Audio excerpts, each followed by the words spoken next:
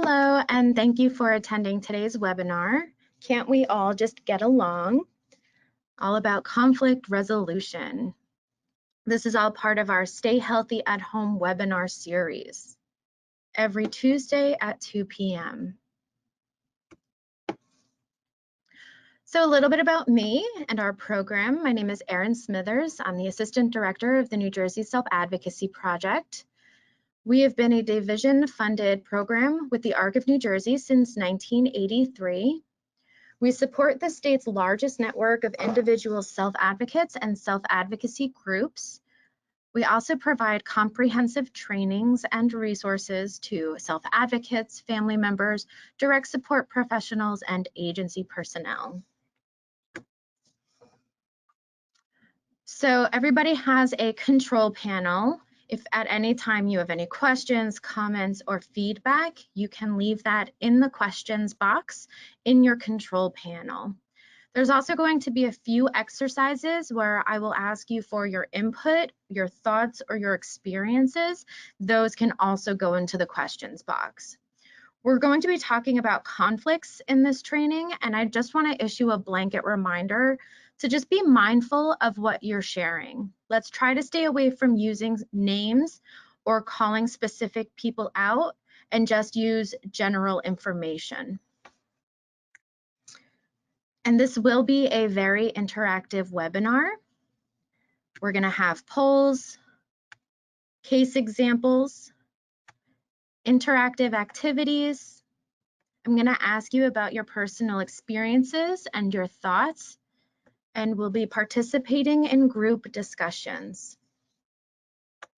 And I also want to state before this webinar starts and we get into the actual meat of the topic that the advice of conflict resolution in this webinar applies to everyday agitations, conflict, or disagreements that we go through. This does not apply to more serious matters like abuse. So please get support and help if you are in a situation of abuse. Whether it's someone continually disrespecting you, verbal or emotional abuse, or physical abuse. And I have resources for that on the last slide in our resource page. So when I talk about conflicts today, we're just going to be talking about like minor disagreements or, arguments and fights that you have with people that you care about in your life. But if it's something more serious, please reach out and get support. So today for this webinar, we're going to be discussing how to identify and diffuse conflicts, how to resolve tense situations, and then we're going to practice using case examples and activities. So I like this quote from Ronald Reagan. It says, "Peace is not absence of conflict. It is the ability to handle conflict by peaceful means." And to me, this quote means that conflict is inescapable, right? It's a part of human life. There's going to be conflicts, but how we handle those conflicts is important. We can get frustrated and angry. We might possibly cut people out of our lives because of conflict, or we can choose to work through the conflict and build stronger relationships and grow out of that experience. So the first poll I have is, which part of conflict resolution do you need supports in? Is it taking time to cool down, active listening, healthy communication, all aspects of conflict resolution, or you're not sure of what areas you need supports or help in? And then if there's another response, you can type that as well in the questions box. All right, so it looks like 40% need supports in cooling down. That's me, that's where I need help in as well. 0 for active listening, which is awesome. 20% in healthy communication, 20% in all aspects, and 20% in I'm not sure. So it's pretty even.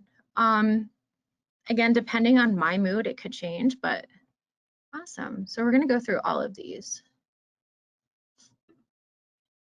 So let's talk about what a conflict is first.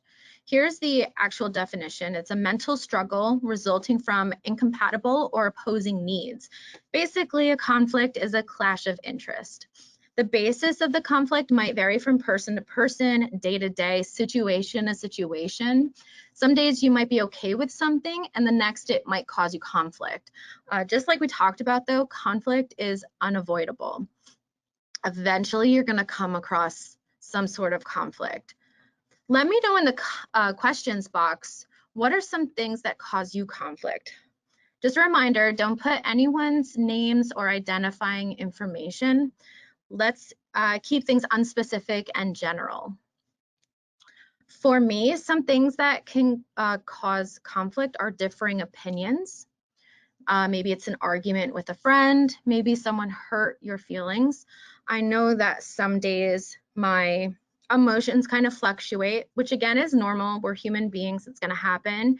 So some days I might be a little bit more sensitive to what people say to me, and that might cause conflict, where other days, you know, I might just brush it off and it won't really bother me. So a lot of the conflict in my life really depends on me, right? And I feel like that's a big part of preventing or resolving conflict, is knowing what is causing it. So if I know that maybe I'm a little sensitive today, you know, I can do things that prevent that.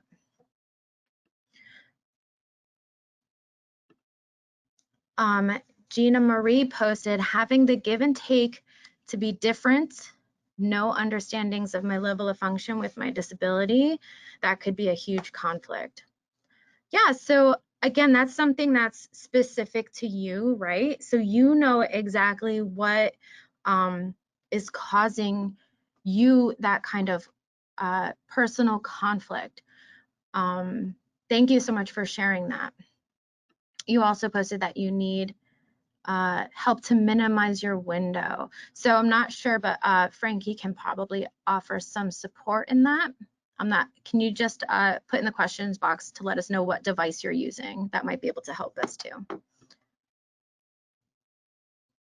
So what are some other things that can cause you conflict? I know also sometimes my anxiety can cause conflict that normally would not be there. Traffic causes a lot of anxiety, and I don't like that. So that can cause a certain mood in me, and then that can go on to cause conflict with people. Adam, you posted you need more days working at your job. Different points of view and different needs for Ms. Florick. Yeah, definitely. So having different ideals, different beliefs, points of view, and different needs, especially when you're in situations where you can't choose the people you're with. So something like work or school, you can't pick the people you're spending time with. And a lot of those times, those people come from different areas. They grew up in different families. They have different beliefs and ideals, and that can sometimes cause conflict. So you can see from some of these examples, there's a pretty wide variety of conflict. Some of these might not be a problem for you. You might hear some of these and say, oh, that wouldn't bother me. Just like some of your conflicts might not be an issue for others. And this is natural. Everyone is different. Everyone has different boundaries, feelings, emotions, and experiences.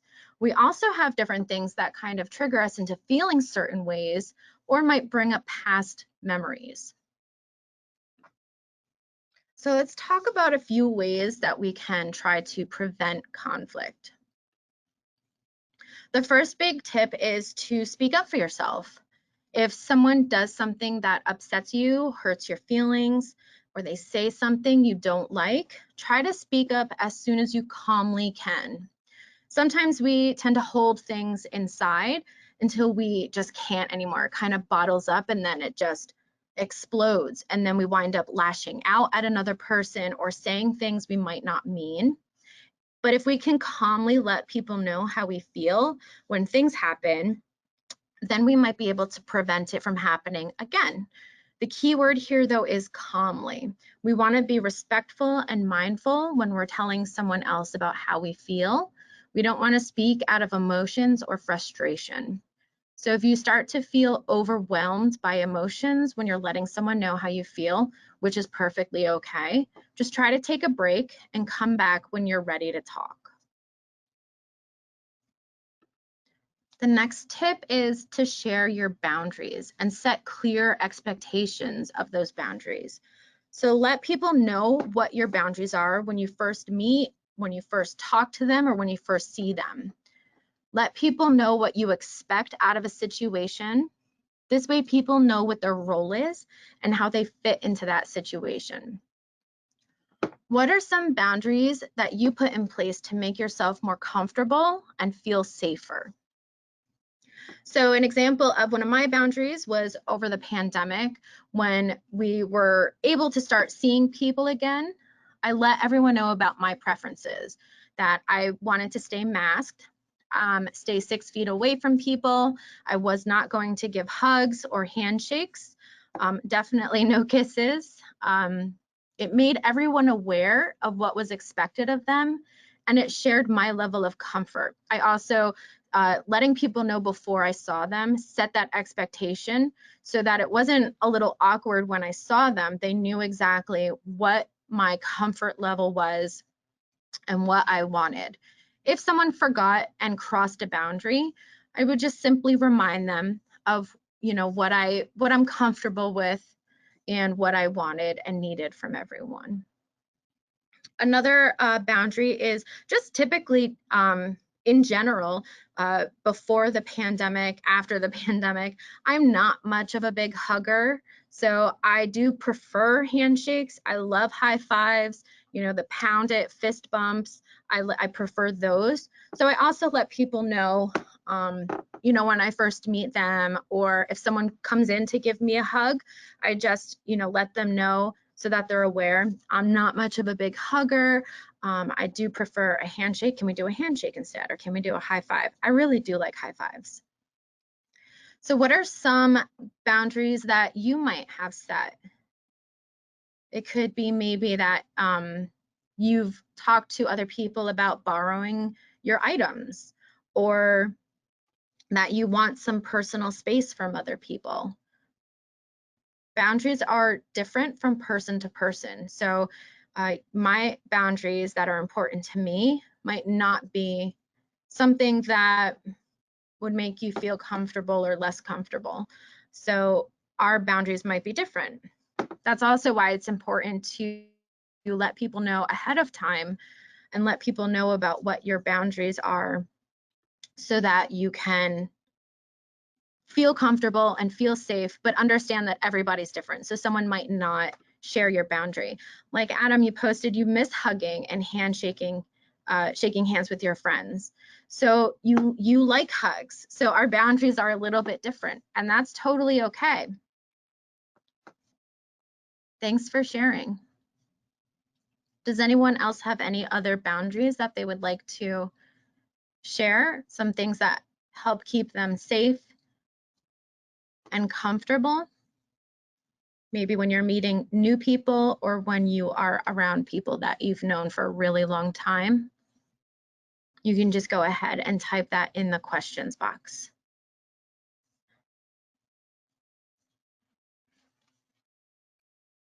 Boundaries are just really important in every kind of relationship, whether it's professional, personal, romantic, or just a friend. Boundaries are really important to make sure everybody stays safe.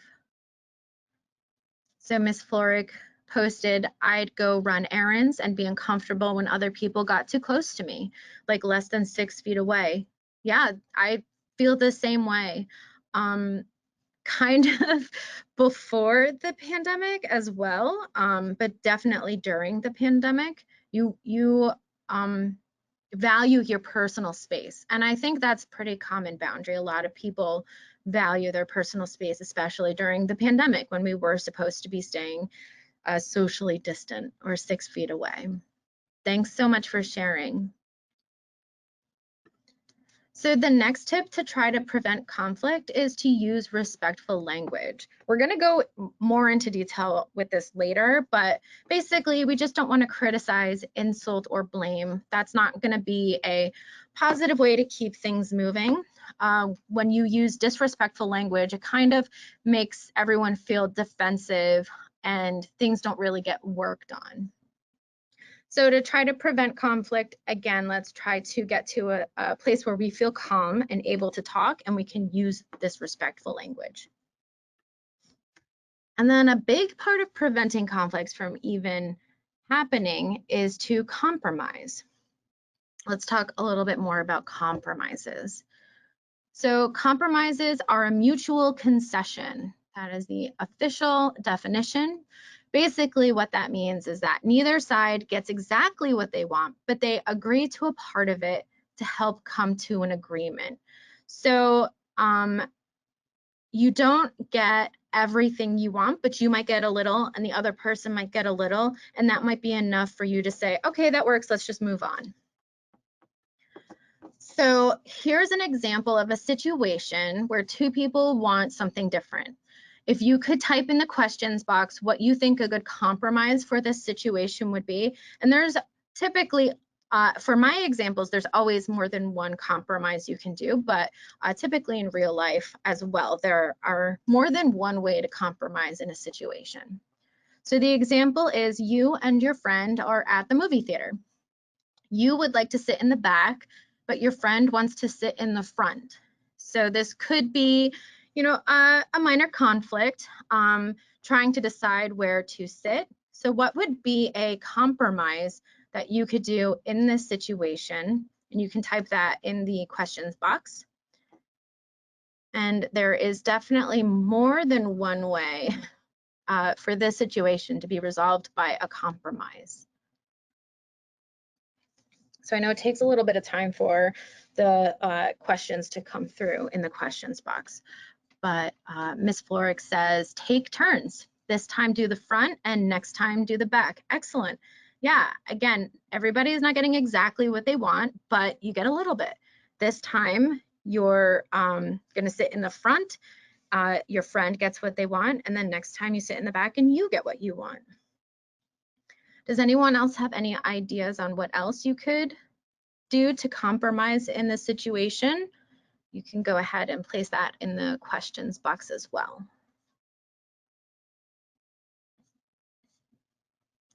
Sometimes it takes a little bit of time to come up with a compromise. You might have to kind of do a little brainstorming with the person you're with, come up with a few different ideas and pick the best compromise.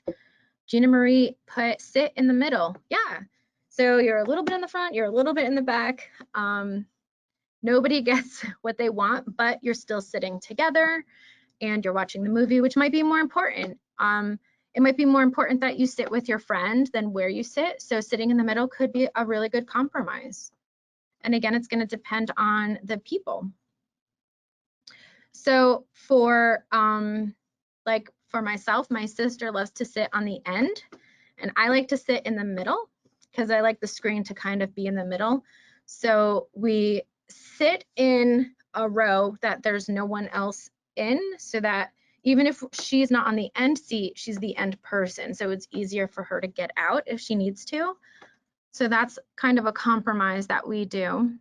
And I know another compromise for this situation is just that maybe you sit in the back and your friend sits in the front and you don't sit together at the movies. Maybe that's more important. Maybe you have trouble seeing if you sit too close and you need to sit in the back. So, you know, there's a bunch of different compromises that you can do. Adam likes to sit in the front. Yeah, everybody kind of has a different preference. Excellent. Thank you so much. So another situation, you're going out to dinner. You want to eat pizza, but someone else you're with wants to eat sushi. So what are some compromises you could do in this situation? You're going to go out to dinner. You want pizza, but someone else would like to eat sushi. Maybe you don't like sushi, maybe they don't like pizza, maybe you're just in the mood for pizza and they're in the mood for sushi. What are some compromises for this specific situation? Which this is a situation I have been in many times. I don't seem to ever go out to dinner with people who want to eat the same foods. Everybody always wants to eat something a little different. which again is normal. Everybody's different. What would you guys do in this situation? You can go ahead and type that in the questions box. Miss Floric says, talk about who wants to have their food the most strongly. So who really wants their food, and then maybe you can all compromise and eat what that person wants. Excellent.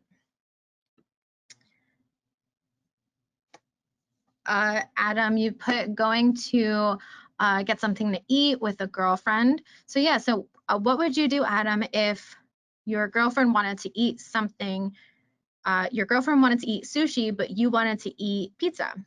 What would you do in that situation? One of the positive things to come out of this pandemic is there's a lot more options for delivery with Uber Eats and DoorDash and Grubhub. If everybody wants something different now, everybody can order something different to get delivered. You can just hang out at someone's house and everybody can get what they would like to eat. So Adam, you said you would get pizza. But what about your girlfriend who wants sushi? So how would you compromise in that situation where everybody gets a little bit, but nobody gets 100% of what they want?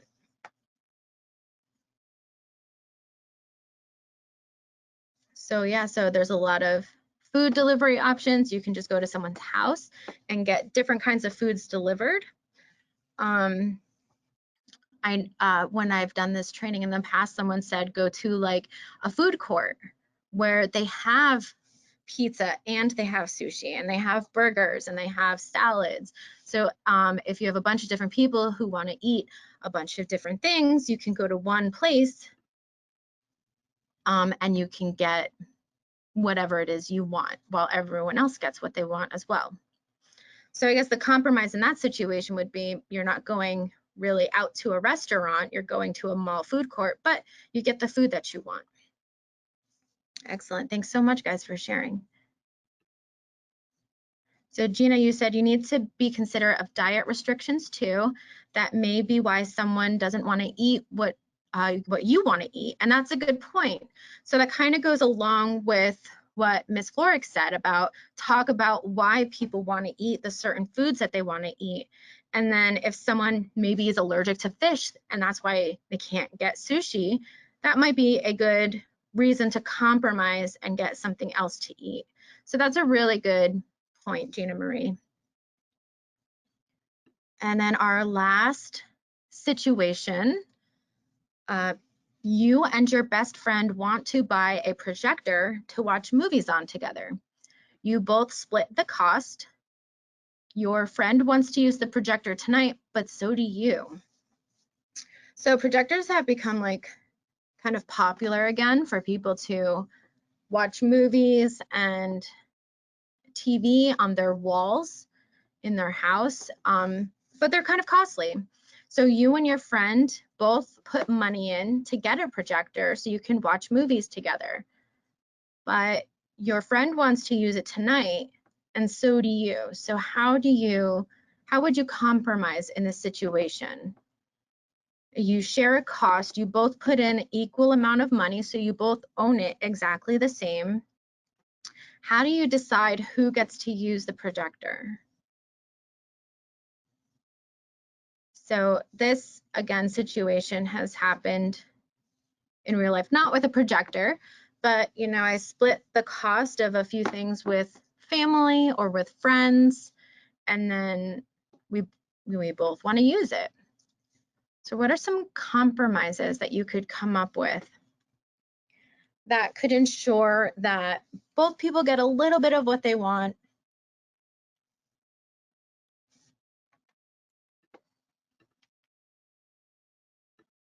Miss Floric says whoever asked first gets it. So first come, first serve.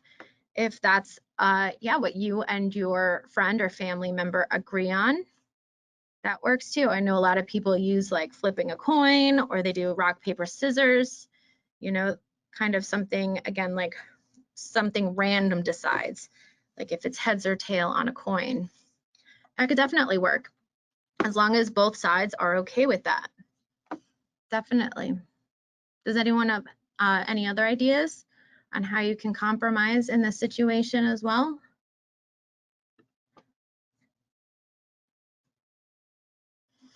Adam, you had commented, get your movie tickets and then bring your food and your drink.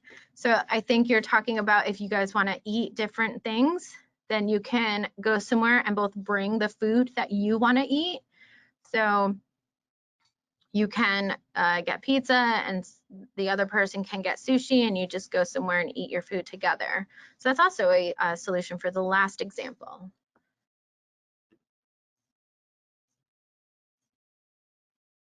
So for this example, again, you and your best friend want to buy a projector to watch movies on together.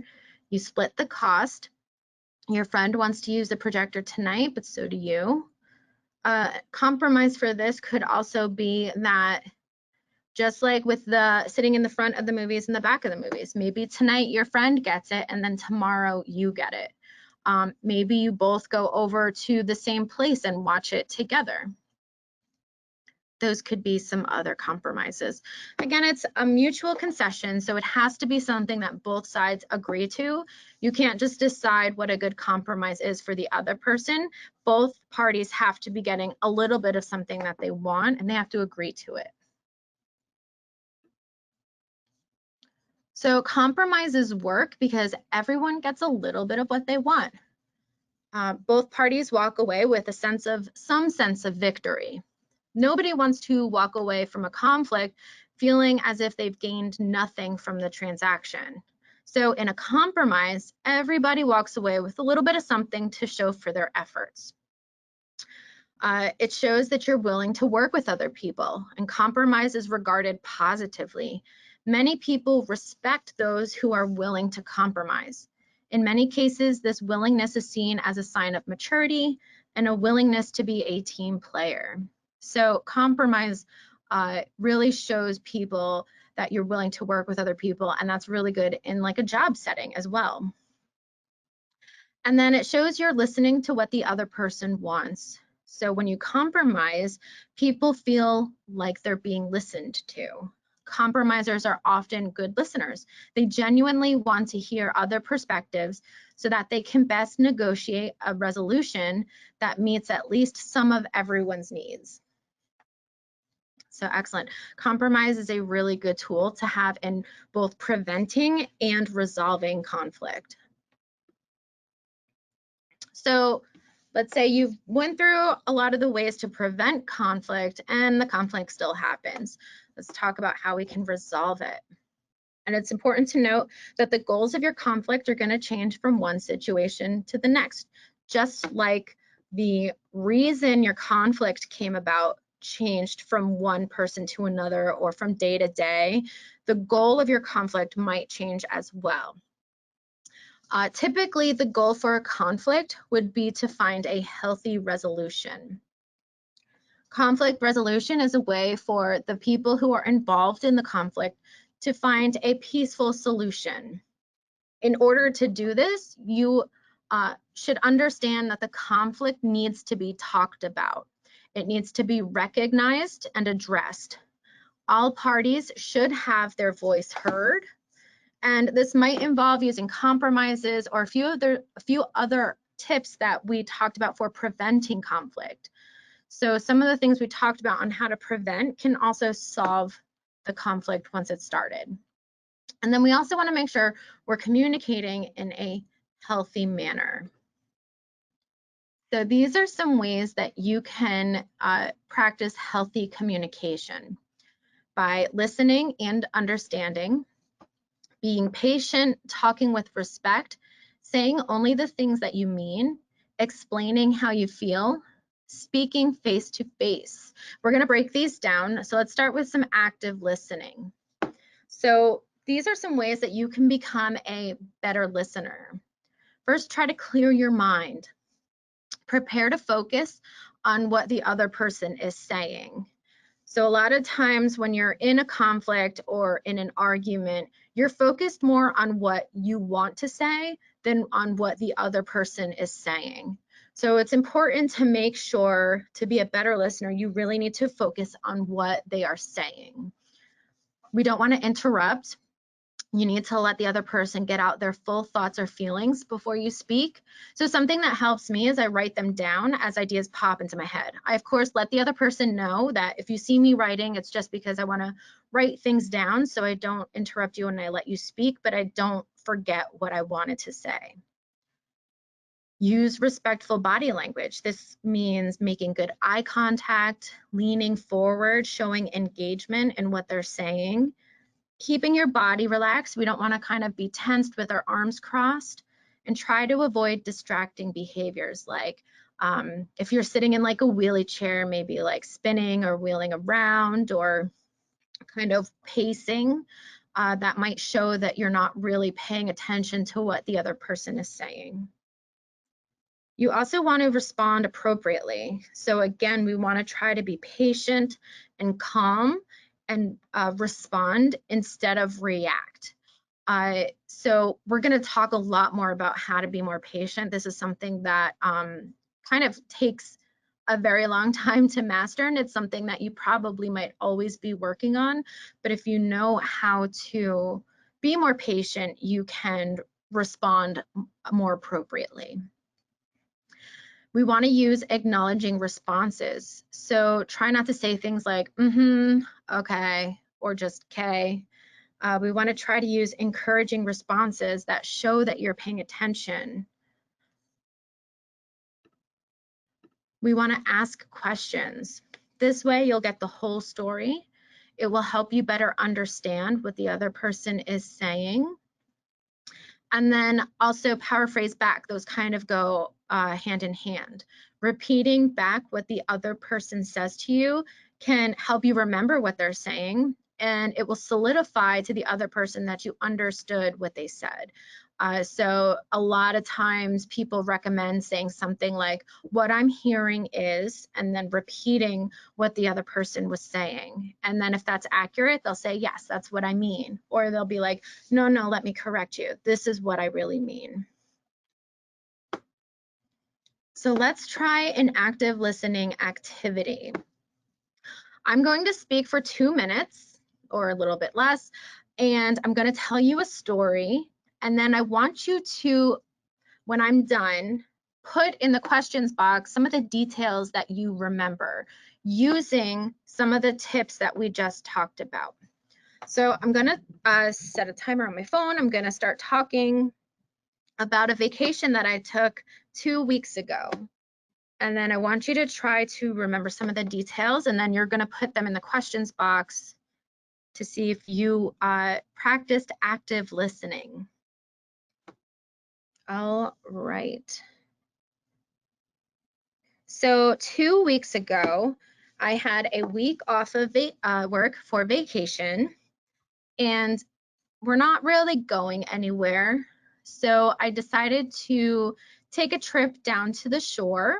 We went down to the shore for 3 days, and we went swimming in the bay down in Barnegat in New Jersey. And it was really nice. The weather was supposed to be rainy, but it actually was quite sunny the whole time, which was really nice. It was hot and sunny. And then we came home, and I basically didn't do anything the next day. I cleaned the house, which was really nice. I got to organize a lot of things and kind of pick up things that had been laying around.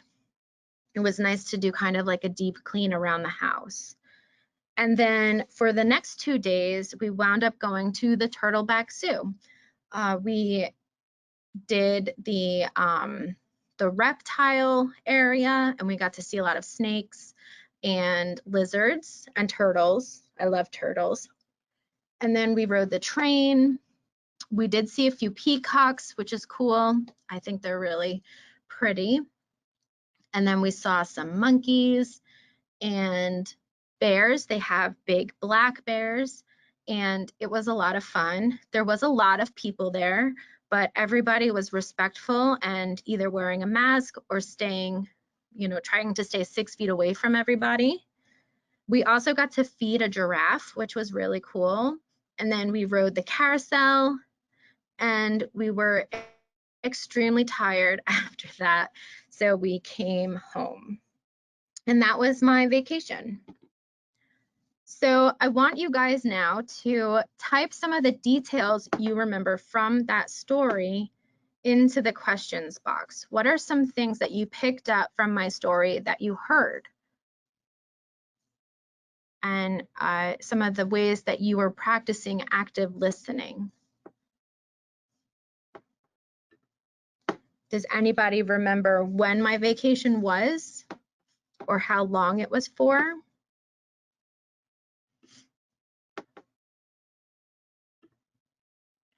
Yeah, Gina Marie said Turtleback Zoo, fed the giraffe and got to see peacocks. Yes, I love peacocks. That was really exciting. And it was really cool that you can feed the giraffes at Turtleback Zoo. I didn't get to do that last time we went. Excellent. You also said I went for 1 week. I had vacation for a week. Ms. Florick said it was 1 week long, 2 weeks ago. Excellent. That was at the beginning of the story. So even though it was only 2 minutes I talked, there was a lot of information in there. So for you to remember something I said at the very beginning, that's awesome. That's something that's beneficial from practicing active listening. Any other details you guys remember from my vacation? Does anybody remember where I went down the shore to? What town I was in? Yeah, Barnegat Bay swimming. Excellent, Gina Marie. Great memory. Great practicing active listening. Fantastic. Yeah, so everything you guys did for that 2 minutes, that's really going to help you make sure that you're understanding and you're practicing active listening when you're in a conflict. And Ms. Florick remembered I was in Barnegat for 3 days. Excellent. Yeah, great job, guys. That was fantastic. So the next point in resolving conflict is to practice patience. Patience is really important whether you're trying to avoid or resolve conflict. You can do that by slowing down a little, trying to focus on what is being said by the other person instead of what you're going to say, like we talked about. That's, again, part of active listening. We want to try to think before we speak.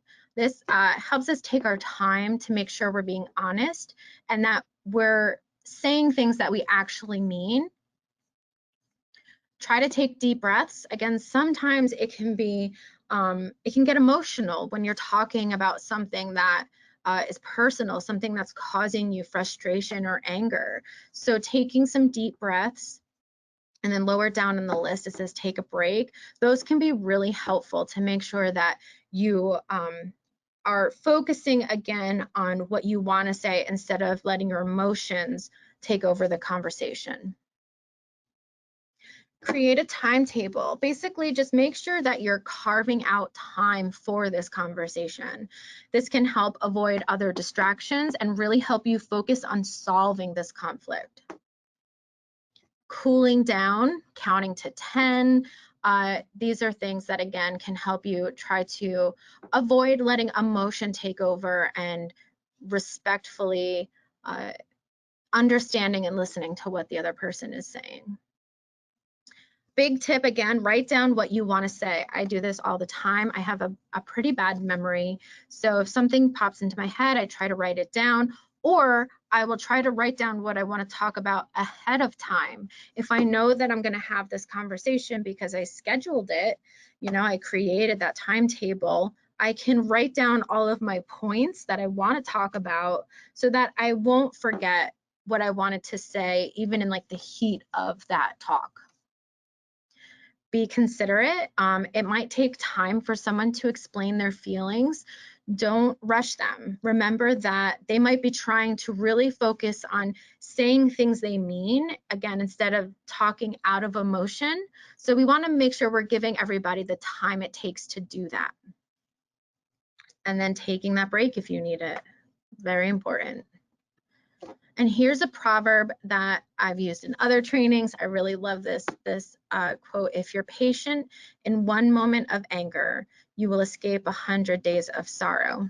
I don't know about you, it's human nature sometimes to say things we might not mean, and then we regret it. We might regret things we say, we might regret things we've done, and that can cause you 100 days of sorrow instead of maybe let's just try to be patient and not speak out of emotion.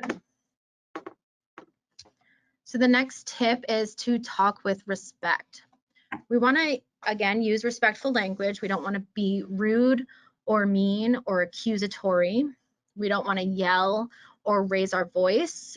Try to talk in your normal speaking voice. If you start to hear your voice is getting faster or you're getting louder, it might be a good idea to then take a break, take some deep breaths, come back when you're calm and ready to talk. Be honest and be specific. Those go hand in hand.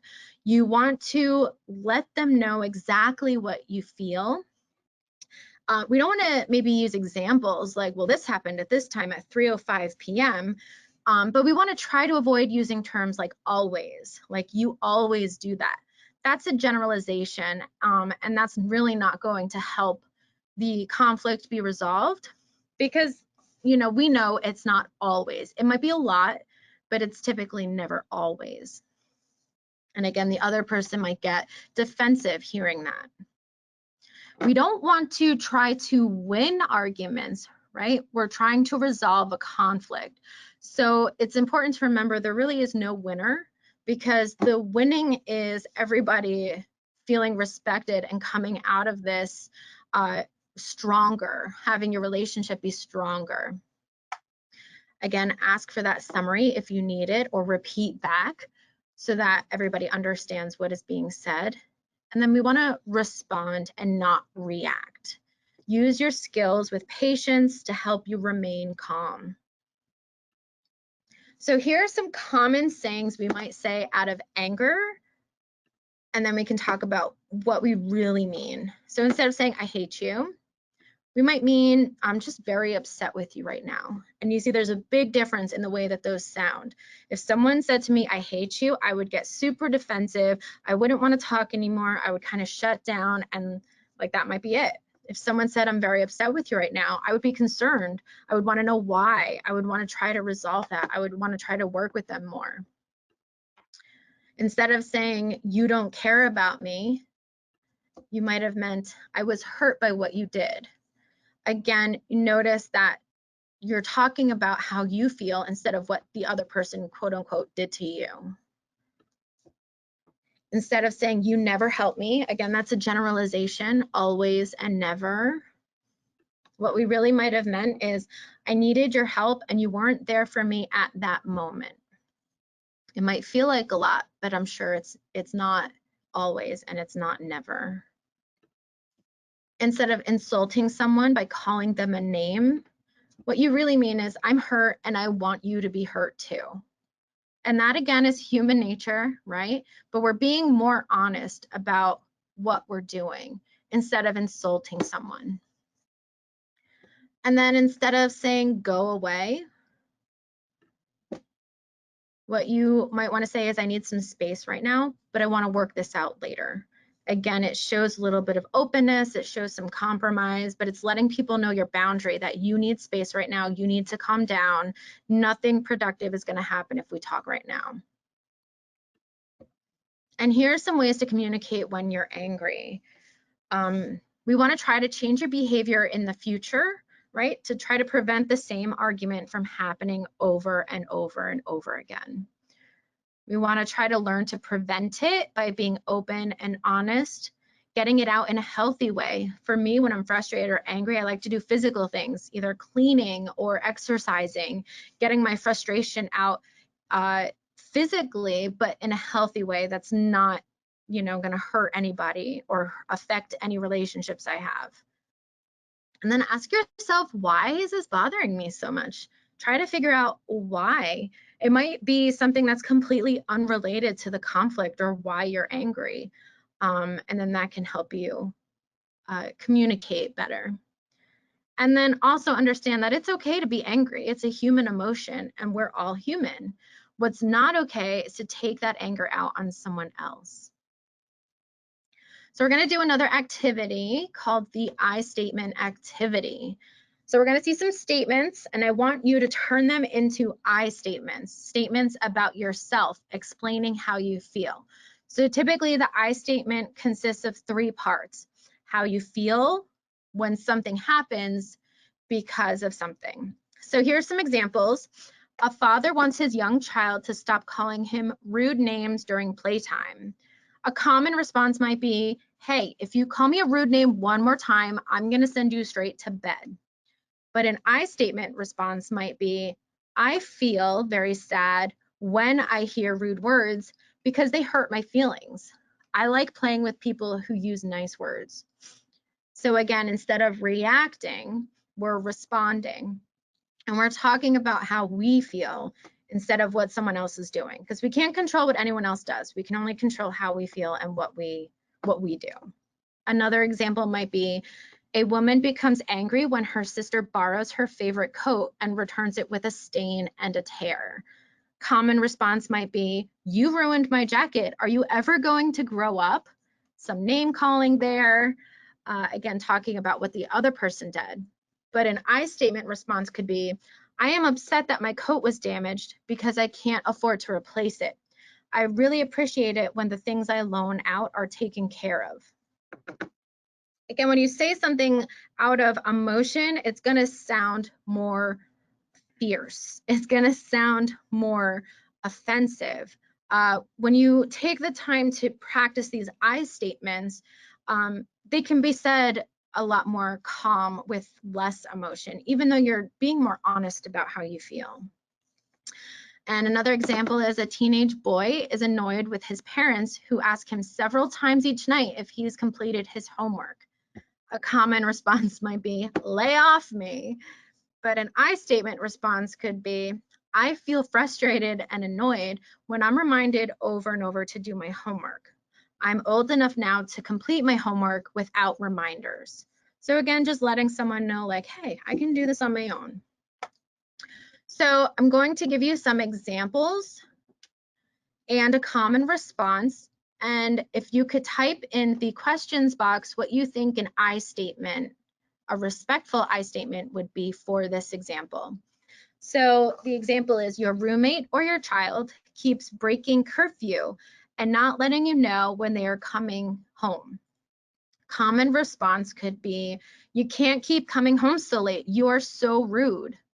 So what could a respectful I statement be instead?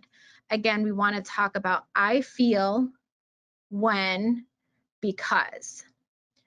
So how can we talk about how you feel when this happens? Because being more honest about how we feel and talking about ourselves, since that's what we can control. And you can just type those in the questions box. I know it takes a few seconds for it to come through on my end.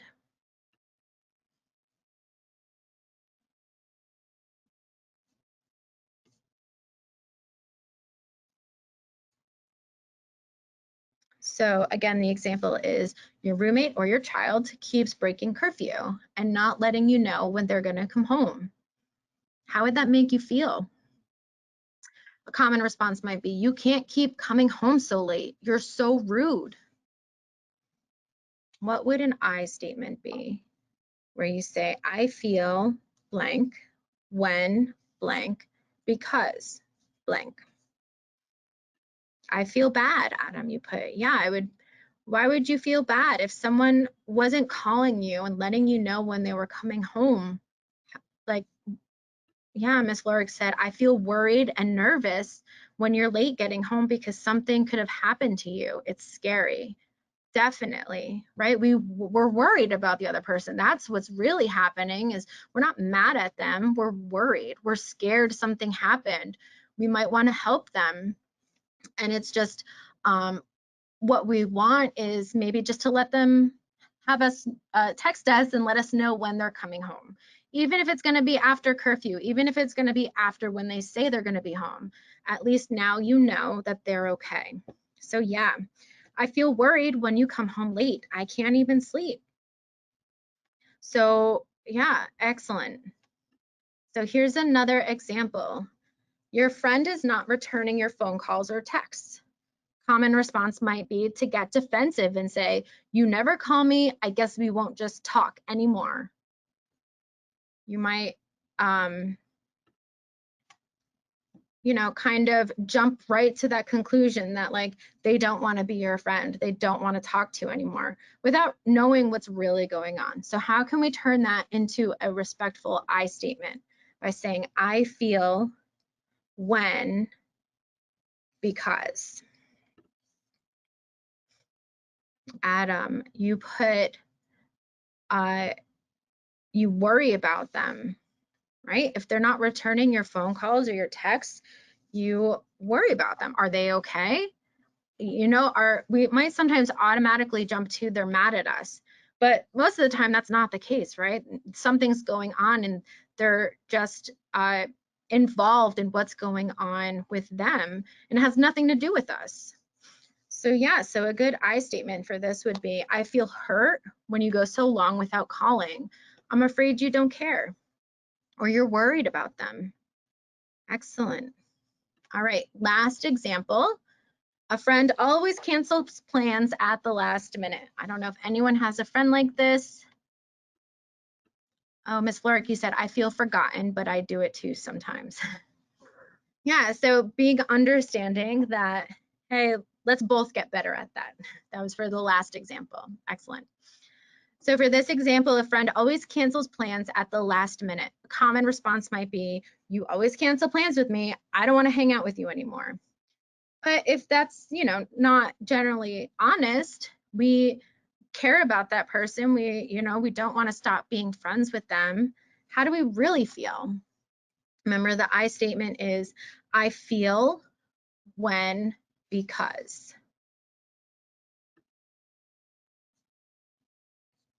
So what do you really mean if someone keeps canceling plans with you? We kind of jump to like, again, like it's all about me. They don't like me. They don't want to hang out with me. That might not be the case. So instead of saying something accusatory towards the other person, how can we turn this into a more respectful I statement where it's, I feel, how would this make you feel? Why? And then be specific. I feel this way when this happens because. What do you guys think? You can just type it right in the questions box. And again, I know it takes a few seconds to get to me. How would it make you feel if someone kept canceling plans with you at the last minute too?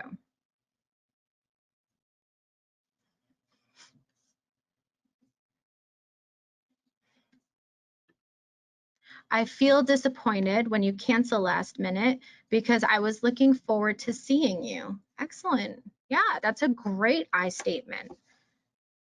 I feel hurt when you cancel plans that we made. Makes me feel, I feel unimportant. And again, that might not be the case. I like your I statement better actually, because it's true. I was looking forward to seeing you.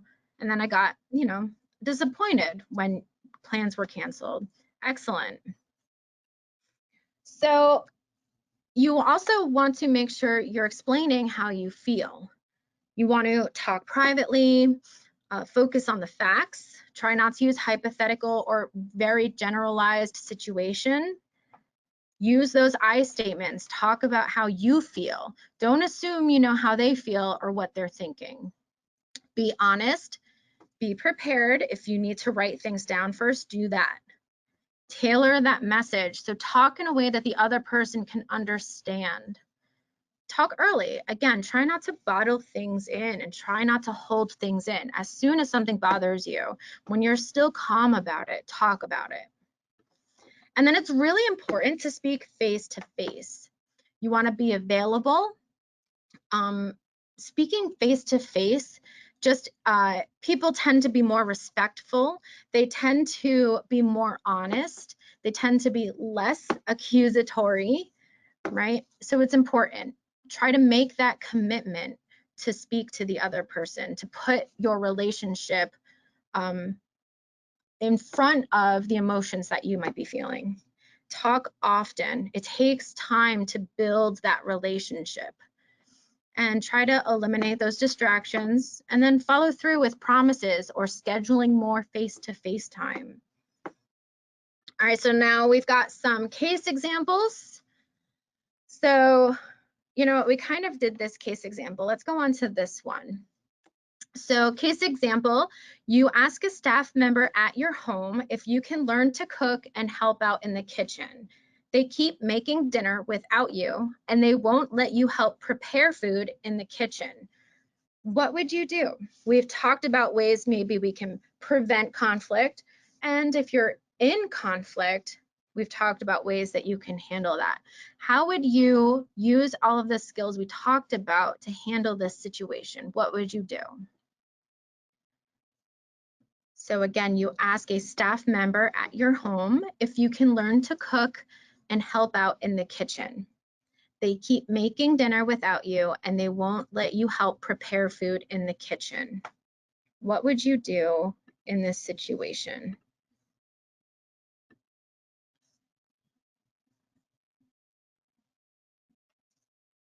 If you keep asking and nothing's changing, what could you do in this situation?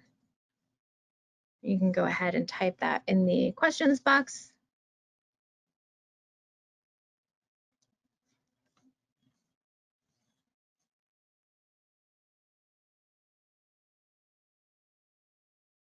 What are some respectful ways you can handle this situation? What we might want to do is kind of like yell and lash out and be like, I keep asking and you're not helping me. But what are some respectful ways that we can handle this situation? So Adam, you said help daisies. Does that mean that maybe you take the initiative, and when you see someone starting to cook dinner, you go in and ask if you can help? That is definitely something that you can do, taking that initiative and asking yourself. Sometimes maybe people forget. Sometimes they get so focused on helping and making sure dinner's ready by a specific time that they just forget. And so gentle reminders like, hey, I see you're cooking dinner. Can I help out? Can be a great way to navigate this situation. Excellent. All right, next case example. You are in your bedroom with the door shut.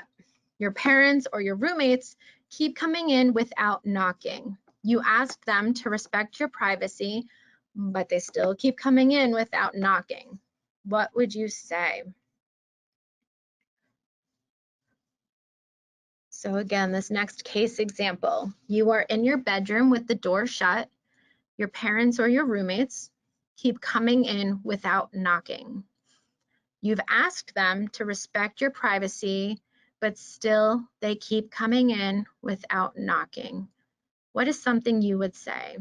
Is there an I statement that would work in this situation? Is there some tips that we talked about that would work in this situation? What is something you could say? Miss Floric said, make a cute sign. Yeah, that's a visual reminder to help people remember. Again, maybe they keep forgetting. So that's a great idea. Putting a cute sign on the door just to let everyone know, no matter who it is. If the door is shut, please knock. Excellent, excellent idea. All right, last case example. You get into an argument with your partner. You tell them you need some space to calm down. They text you 20 times and call you 10 times during the night. They also show up unexpectedly to your house. What would you do? And I want to say that this is extremely unhealthy behavior, very controlling. And if someone is doing this to you, you need to talk to someone about it. But let's say that this happened. what would you do?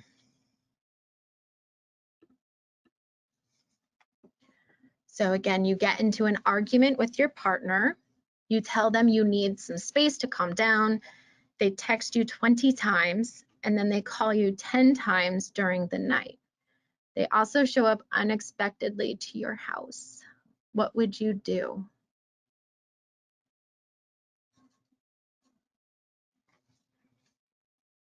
Adam, please don't call me back and don't message me back. Yeah, set that boundary, right? You said you need some space, but now you're being specific. Please don't call me. Please don't text me. Excellent. Set that boundary so that you feel safe and comfortable. Excellent. So, I want to thank you guys so much. Just let me know if you feel more equipped to deal with conflict.